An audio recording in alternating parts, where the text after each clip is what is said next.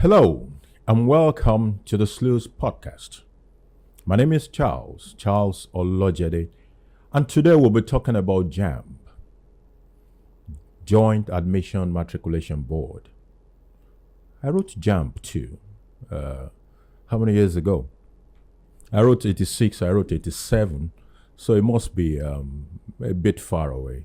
I remember I scored 245 and 249 as well. No, 269. The second one was 269. But that's been a bit of time right now. Things were a lot better despite the non-digital environment, not computer-based. It was paper-based. But I can assure you things were a lot better organized, I would say. And why did I use the word better organized? I will come back to that when I'm talking about the infrastructure for delivering what JAMB is doing today. But before that, we can talk generally about education system in Nigeria. And my focus will be on three main factors. One, the education infrastructure. What are the education infrastructure that we have today, and how adequate are those infrastructure? There was a time I used to say, it is because, when you see these statistics about education in Nigeria, and you see that it's very poor in the north, the south is much better. So I used to think, it's because they don't want to go to school in the north. Until a friend of mine, who is also a northerner, corrected me, says sometimes there is even no school to go to. And that is a shame. So starting from the school in itself, of course, we have seen very bad school infrastructure, school buildings, even in the south. Buildings with no chairs, no tables, no windows, some with no roof, some under the trees. Some the teacher had to commute by foot to where the school is located or ride a bicycle. And on rainy days, it becomes a problem sometimes to even get to the school. So there is a major problem with infrastructure. How many schools have computers? How many schools are properly equipped to deliver the kind of learning that we want to see? The second thing is the curriculum. A lot have been said about our curriculum. I'm aware that there have been attempts to make some revamp of those curriculum. But how successful have we been about transforming the curriculum of education today? It's as if the chunk of our curriculum is still layered upon the industrial age. The industrial age that want people to, you must pass this, you must pass that. If you don't pass mathematics, you're a dull student. Or if you don't pass English, you are not a particularly, all sort of issues around the needs of that era.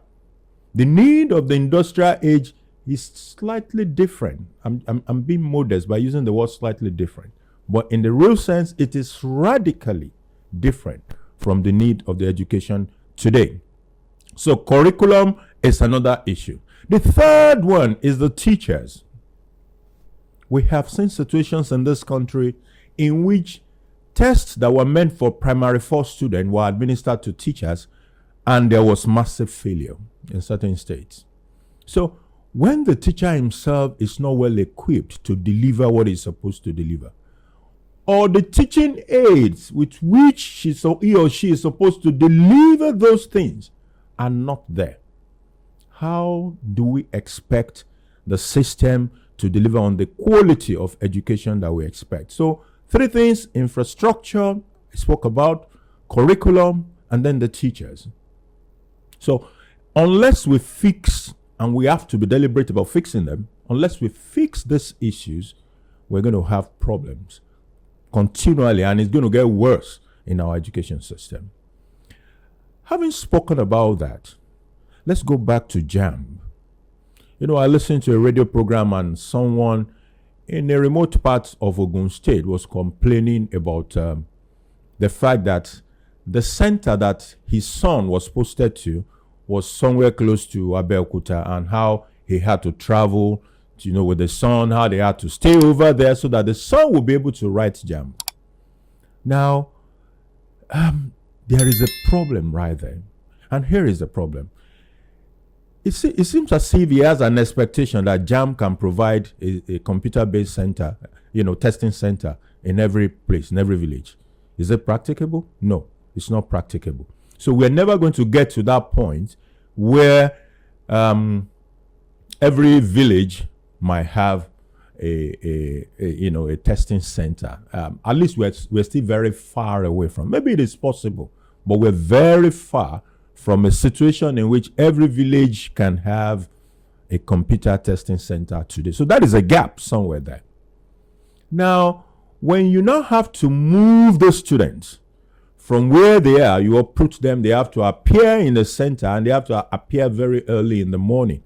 I think we need to begin to consider the security environment of the country in itself. Maybe it's a bit better in the south or some northern parts, but we also know some heated part of this country where, no parent is going to feel comfortable asking a child to leave home very early in the morning to a distant place to go and write an exam. And that becomes a problem. Security. Having spoken about security, can we talk a little bit about the results this year?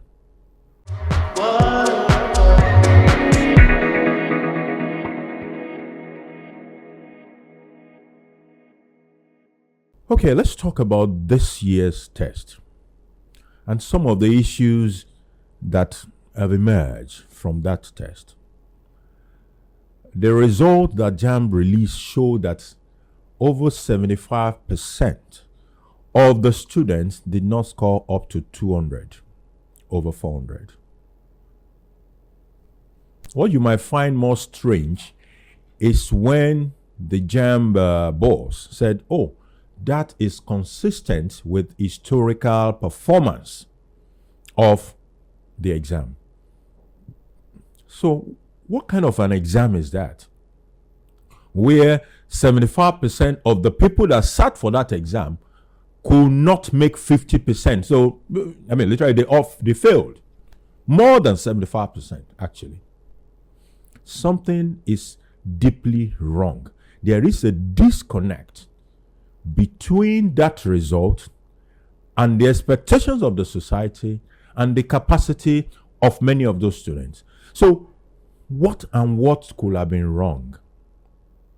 We can start from the computer-based test vis-a-vis the schools where these students came from. How many schools in Nigeria have a computer lab? How many schools? Maybe some private school. Most of the private school, yes, maybe. Though I've also seen private school that even to have a teacher is a problem, not to talk of a computer. So it's not even an issue of whether a school is private or whether it is public. And in the public school, it is even worse. How many public schools, even in the best of states in Nigeria, have a computer lab? If you don't have a computer lab, how do your students get to study? How do they acquaint themselves with computer? Even a used laptop today, these days, is costing 300,000, 400,000 naira. Maybe if you get lucky, unless you want to take a risk on possibly buying a stolen item. Otherwise, you'll be coughing out nothing less than 200,000 to buy a used computer. So you have a situation in which the JAMB exam is the first real encounter of some of the students with the computer. So some, weeks leading on to the exam, maybe their teachers might organize for them to use the computer, and then on the exam day, they go do the exam. Is it enough that you just practice for a few days before the exam and then you go into a computer-based test? So you have a situation in which some of those students, the main problem that they had in that exam was getting acquainted with a computer-based test. And how can they get acquainted with a computer-based test when they are in villages or in schools where there are no computer labs, where some of them have not personally used a computer until some days or some weeks to the exam? So there is a problem right there. Then again, you must ask yourself, that is just one of the problems. There are many. I have the privilege of not just schooling in Nigeria, but also schooling in the United States. So I have the opportunity to be able to compare two environments when it comes to studying.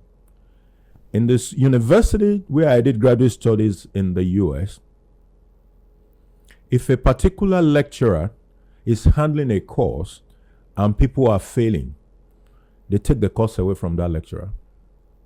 And this is the understanding. The understanding is that, look, we're not saying you don't know the subject. We're only saying you are incapable of imparting the knowledge on the student. And the number one duty we expect you to be able to perform is to impart that knowledge on the student.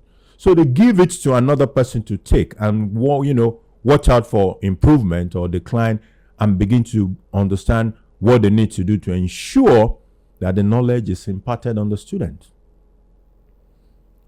Now, if 75% of the people that wrote JAMB score less than 200, is it a teacher problem as well?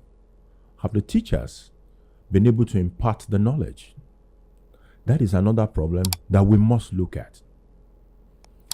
Is there a problem with the teaching methodologies and the curriculum such that even when the teachers have made the effort, they are not able to deliver, they are not able to impart that knowledge on the student? Otherwise, while will you have a sample of 100 students and 75 cannot score 50% on a syllabus that they have been trained on? Something is wrong right there.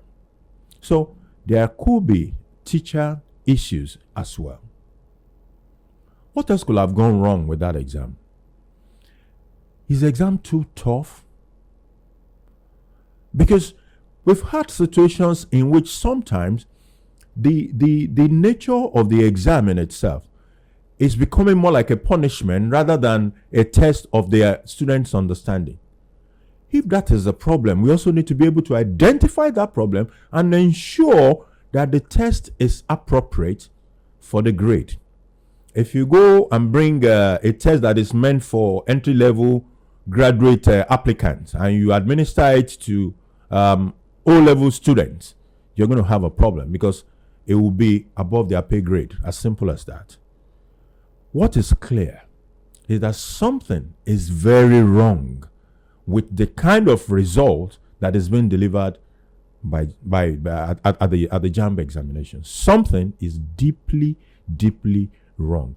And what makes it more worrisome is the comments that I heard from the boss when he said, this result is consistent with what we have seen over the years. You cannot consistently be having 75% of your students failing an exam and you don't think that something is wrong. Something is deeply wrong right there. Some years ago, I read a book by Malcolm Gladwell. It was titled, I believe, Talking to Strangers. And one of the takeaways from that book was the author described an incident of a prevalent crime in a community in America. And the approach of the police authorities in that community was to first of all commission a research.